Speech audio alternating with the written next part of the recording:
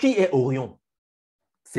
Qu'est-ce que c'est que cet Orion? Et qu'est-ce que cela représente en fait?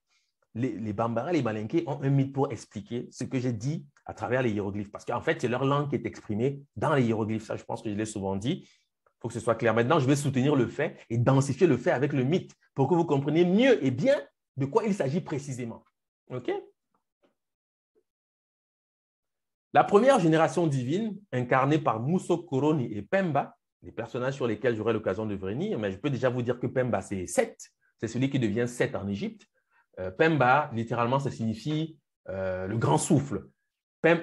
On dit Pemba ou Femba, de fait qui signifie souffler et Ba qui signifie grand. Donc, Femba, voilà pourquoi on l'appelle Typhon. Hein, je le dis comme ça en passant. Muso Koroni, c'est sa partenaire dans les dégâts. Ce sont les premiers ancêtres qui vont transgresser et commettre beaucoup de dégâts.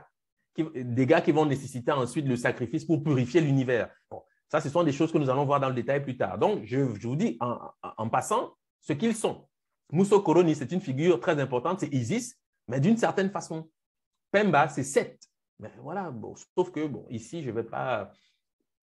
Ce serait long. Donc, mais au moins, vous savez de quoi on parle parce que je veux faire le parallèle avec l'Égypte pharaonique. Hein, mais bon.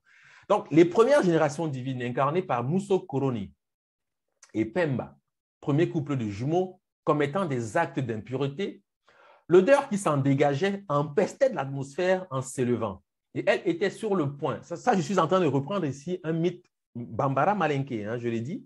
Ce n'est pas un roman que je suis en train de raconter. Ce sont des mythes qui sont racontés dans le Komo, c'est-à-dire les corpus initiatiques des peuples soudanais, notamment Malinké Bambara. Okay? La première génération divine, incarnée par Muso Koroni et Pemba, premier couple de jumeaux, commettant des actes d'impureté, l'odeur qui s'en dégageait empestait l'atmosphère en s'élevant et elle était sur le point de gâter, corrompre, détruire l'univers lorsqu'elle parvint jusqu'à Dieu.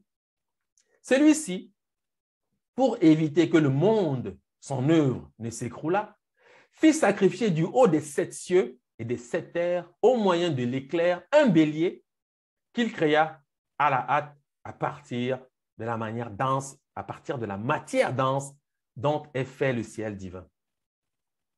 La première génération divine, incarnée par Muso Koroni et Pemba, premier couple de jumeaux commettant des actes d'impureté, c'est-à-dire rupture d'interdit, qui va nécessiter qu'on répare cette rupture, donc par une purification, c'est toujours le même principe à la base.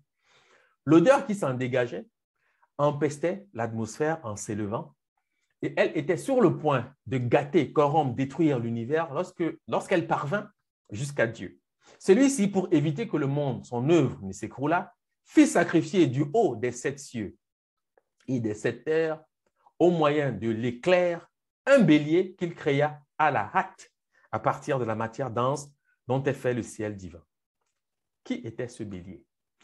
Ce bélier, appelé Digi Makandigi, l'éminent mouton du maître du ciel, ou son saka, mouton sacrificiel, avait le corps blanc, les extrémités, l'encolure et la tête noire, et son front était marqué d'une tache blanche. D'où son troisième nom, Dolosaka, mouton étoile. Okay?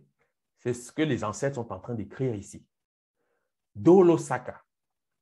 C'est ça qu'on appelle Orion aujourd'hui en français. D'accord? C'est Osiris, pour les motifs que je ne vais plus rappeler. Dolos signifie étoile, Saka signifie mouton. OK? Mais c'est aussi le nom du sacrifice. Ça, on l'a vu tout à l'heure. Donc, c'est ce qu'ils écrivent ici, en fait. OK?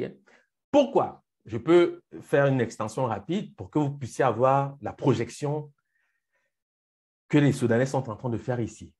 La rencontre d'Isis et Osiris, c'est le temps du renouveau, c'est-à-dire de la purification, c'est-à-dire de l'inondation, c'est-à-dire du déluge, okay? Qui se traduit toujours par des rituels qui peuvent varier en fonction de ce qu'on est capable de faire. Dans le cas d'espèce, le bélier, bien sûr, c'est l'animal de Pharaon.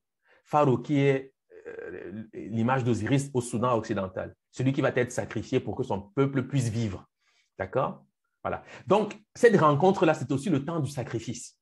Vous devez vraiment le savoir, c'est-à-dire du renouvellement du monde. Parce qu'il faut le purifier de ses impuretés. Parce que dans l'année, s'accumulent des impuretés et au bout, il faut une purification pour repartir à neuf. C'est ça l'idée. D'où Dolosaka, mouton étoile. C'est comme ça que Youssouf Tata Cissé traduit la chose. Je n'aurais pas tout à fait traduit la chose de cette façon, je vais vous dire pourquoi. Mais enfin, on comprend que le mot, c'est Saka. Dolo veut dire étoile, constellation en Bambara Malinké. C'est ce que ça veut dire. Okay? Dolo, c'est ça. Saka, c'est le mouton en partant. Bon.